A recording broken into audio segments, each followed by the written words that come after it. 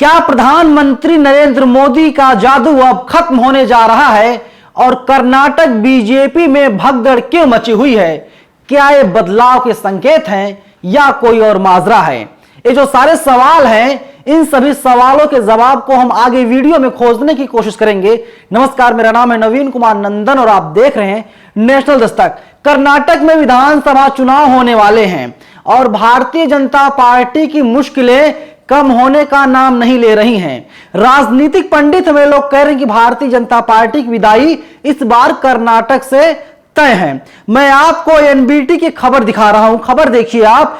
कर्नाटक में 3 विधायकों ने छोड़ी बीजेपी, एक और लिस्ट से 30 सीटों पर बगावत। क्या चुनाव में होगा नुकसान? यानी भारतीय जनता पार्टी के जो 3 सिटिंग एमएलए थे, विधायक थे, उन लोगों ने भारतीय जनता पार्टी को टाटा बाय बाय बोल दिया है। अब आप सोचिए, भारतीय जनता पार्टी के बड़े नेता थे, सीनियर लीडर थे, उन लोगों ने कहा कि अब हम बीजेपी में नहीं रह सकते, यह कहते हुए उन लोगों ने पार्टी को अलविदा कह दिया। देखिए एनबीटी आगे लिखता है, कर्नाटक में बीजेपी प्रत्याशियों की लिस्ट आने के बाद लगातार घमासान जारी है।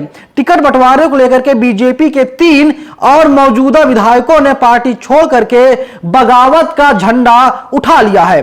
बुधवार देर रात जारी 23 उम्मीदवारों की दूसरी सूची में अपना नाम नहीं मिलने पर सांसद कुमारस्वामी, नेहरू ओलेकर और गोलीहट्टी शेखर ने इस्तीफा दे दिया।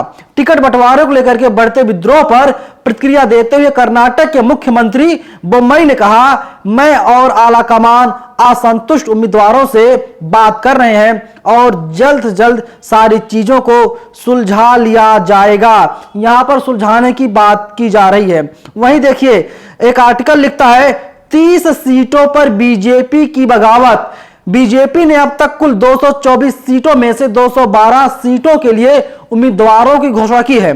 20 से 30 सीटों पर बगावत का सामना कर रही है पार्टी सूत्रों का कहना है कि बागी इनमें से केवल 7 से 8 सीटों पर बीजेपी की संभावनाओं को नुकसान पहुंचा सकते हैं, जो अभी भी महत्वपूर्ण है, क्योंकि बीजेपी राज्य में कभी भी साधारण बहुमत यानी 113 सीटें हासिल नहीं कर पाई है।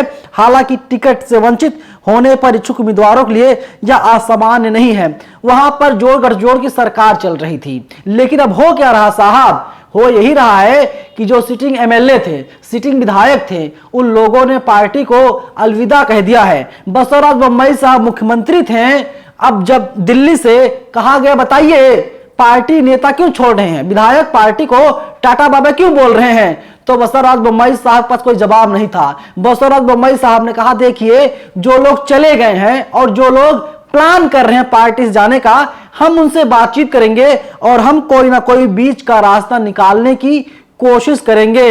अगर ये विधायक बीजेपी में वापस नहीं आते तो जान लीजिए बीजेपी का क्या दुर्दशा होने वाला कर्नाटक में, क्योंकि कर्नाटक लगातार विवादों में रहा। विवाद इसलिए रहा क्योंकि हिजाब मामला हो, तमाम ऐसे मामले हैं जो वहीं से शुरू हुए हैं और पूरी तरीके से पूरे देश में फैला और पूरे देश से उसके खिलाफ आवाज आई। आपने देखा था हिजाब विवाद की बच्चियां अब कॉलेज में हिजाब पहन करके नहीं जा सकती, उन लोगों को ड्रेस कोड का पालन करना होगा।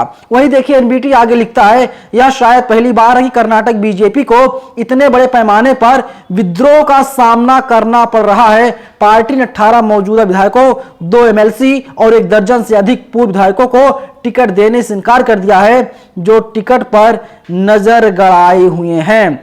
इसके अलावा मैं आपको एक खबर और दिखा रहा हूं। अब आप इस खबर को देखिए, TV9 भारतवर्ष ने लिखी है, बीजेपी में बागी तेवर बरकरार, टिकट नहीं मिलने पर 3 विधायकों ने पार्टी छोड़ी। भारतीय जनता पार्टी ने अब तक 224 सीटों में से 212 सीटों पर अपने उम्मीदवारों के नाम का ऐलान कर दिया है और 20 से 30 सीटों पर नेताओं के बागी तेवर देखे जा रहे हैं। वहां जीतने के लिए, चुनाव जीतने के लिए 113 सीटों की जरूरत होती है। जो भी पार्टी 113 सीट जीत करके लाएगी उसी पार्टी का मुख्यमंत्री बनेगा, पूर्ण बहुमत की सरकार बनेगी। अगर उससे कम आते हैं तो जाहिर सी बात है गठबंधन होना तय है, और जब गठबंधन होता है तो पता है सरकार किस तरीके से चलाई जाती है। हालांकि जनता के लिए ये काफी फायदेमंद होता है। जब मजबूत नहीं मजबूर सरकार होती है तो वहां का शासन प्रशासन बहुत ही अच्छी तरीके से काम करता है। लेकिन जो ख्वाब सजाए जा रहे थे साहब, लगता है उन ख्वाबों पर पानी फिरने वाला है। देश के गृह मंत्री अमित शाह को राजनीति का चाणक्य कहा जाता है। नरेंद्र मोदी को कहा जाता है कि मोदी जी का जादू पूरे देश में चल रहा है। आपने 2014 में देखा, 2019 में देखा और 2024 में जब पूरे देश में आम चुनाव होंगे तो जनता मोदी जी का जादू देखेगी, चमत्कार देखेगी। लेकिन साहब, मोदी जी देश के प्रधानमंत्री हैं और कर्नाटक में बीजेपी की सरकार है, वहां पर हो क्या रहा है? बीजेपी के सिटिंग एमएलए हैं, उन्हीं लोगों द्वारा पार्टी को अब टाटा बाय बाय कहा जा रहा है। वे लोग पार्टी से काफी नाराज हैं और माना जा रहा है कि कर्नाटक बीजेपी में कई गुट बन चुका है और इसीलिए अब लगातार बीजेपी तमाम नेता पार्टी को अलविदा कहने का काम कर रहे हैं। आपको क्या लगता है, कर्नाटक में किसकी सरकार आ रही है? अगर आप कर्नाटक के किसी जिले से, किसी गांव से देख रहे हैं आप लोग, हमें अपनी राय जरूर बताइएगा। धन्यवाद। नेशनल दस्तक की आपसे गुजारिश है कि अगर इसको बचाना चाहते हैं तो नेशनल दस्तक को सब्सक्राइब करने के लिए रेड कलर के सब्सक्राइब बटन को दबाएं, फिर बेल आइकन की घंटी दबाएं। नेशनल दस्तक को बचाने के लिए बहुत जरूरी है कि हर खबर को शेयर करें, लाइक करें, कमेंट जरूर करें।